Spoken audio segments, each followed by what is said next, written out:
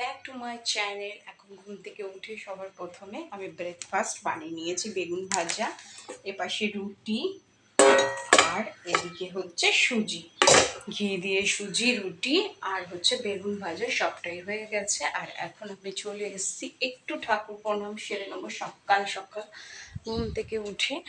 আর এদিকে দেখো চলে এসেছি আমি আমার ঠাকুর দর্শনে। আর এখন একটুখানি ধূপ দেখিয়ে আরতি করে নেব সবগুলো ঠাকুর।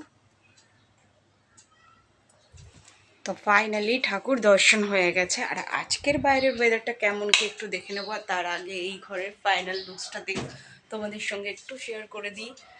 আর এই ঘরটা দেখো একটু গুছিয়ে গাছিয়ে রেডি করে নিয়েছি, অ্যান্ড দেন চলে এসেছি বাইরে। আর আজকে বাইরের ওয়েদারটা দেখো কেমন কি, তো দেখতেই পেলে বাইরের ওয়েদারটা কেমন আজকে।